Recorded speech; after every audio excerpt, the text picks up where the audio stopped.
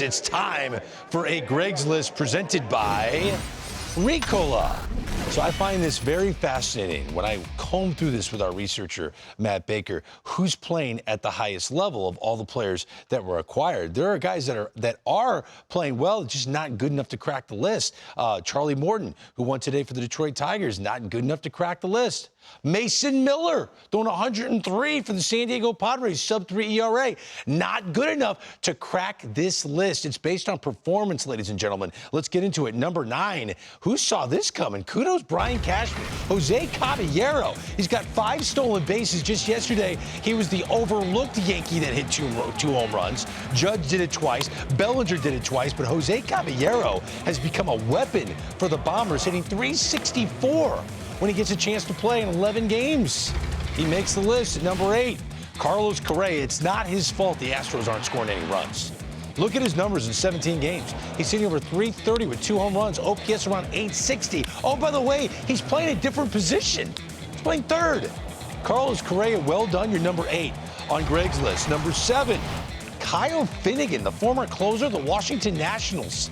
Is he the guy in Detroit?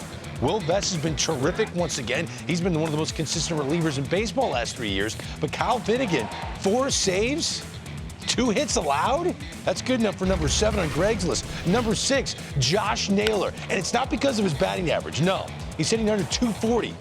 But he's got 11 stolen bases in 23 games with the Mariners. He's 11 for 11. Do you know what kind of pace that is for 162? 80 stolen bases for Josh Naylor. Number 5, David Bednar. I've heard silence from Yankee fans. Everybody that wants to complain about Devin Williams. Do you know why they're not doing that? Because David Bednar is taking over the role, and he's been terrific. 8 1/3, 2 runs allowed, 14 strikeouts. He has silenced the critics in the Bronx. Number 4, Mike Yastrzemski. I know that's how good this list is. He's got 5 home runs in 15 games with the Kansas City Royals. Now, he's not hitting .300, but since they acquired him and he's been hitting leadoff in many games, the Royals have done nothing but win.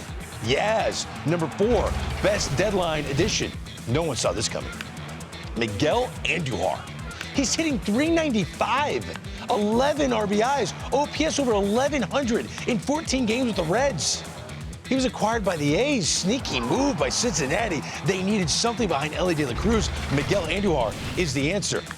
Ramon Laureano. I'm being told he's playing center field tonight in our showcase game, Giants-Padres. He's doing everything defensively. We saw that coming. Hitting .313 with 4 home runs. OPS over 980. Ramon Laureano, number 2 on Greg's list, but number 1, Yohan Duran. 5 1/3, 6 saves. He is the answer that the Phillies have been looking for every year since I was 18 years old, it feels like. They need a closer. Says Brad Lidge, give us the answer. And it is Yohan Duran. Number 1 best deadline addition. Ramon Laureano, a surprise at 2. Another surprise in Miguel Andujar. Yaz at 4, then Bednar, Naylor, Finnegan, Correa, Jose Caballero. I mean, these were not the big ticket items that were moved at the deadline, yet some of these surprise names are really playing at a high level. Yeah, surprise names, but I loved your number 1 on the list, and Duran. I just think the Phillies needed that in the worst way. You go back to 2023, you go back to 2024. They need a guy, and not only for the team, but for that fan base, because the Phillies, no matter what they do during the regular season, Game 1 of the postseason, they have a lead, and it's a save situation. They need Duran to come in and put out a fire. It didn't happen last year. Wheeler pitched great in that series against the Mets. 7 scoreless, 2-0, bullpen in order. 2 guys that made the All-Star team during the regular season. They imploded. It fell apart. They need an insurance policy in the 9th inning. And if Duran is that guy, their stock goes way up. If they had Duran in 2023, did they win the World Series? Yes.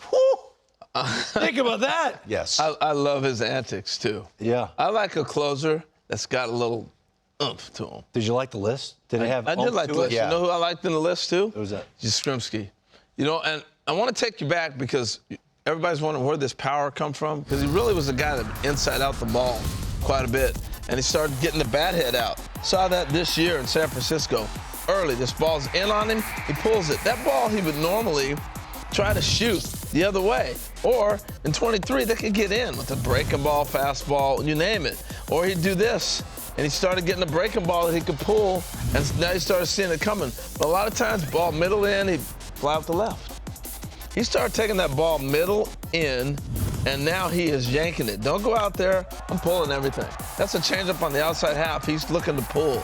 And what it does is speeding up his bat. Remind me of this guy.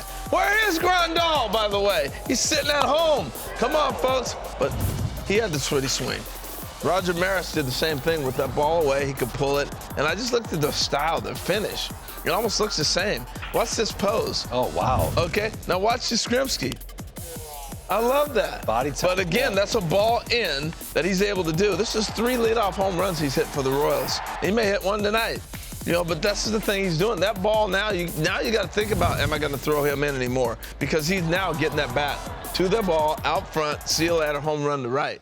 Different hitter. You know what's funny? They acquired a guy that went from Oracle Park to Kauffman Stadium. It was like, finally a ballpark I can hit. Yeah. Oh, Right? yeah. And those Kauffman guys go to Stadium Kansas. is not an Right. easy park to hit it. Right, but for him, he was like, whew, okay. They're like, what are you guys complaining about? I'm in San Francisco. Right?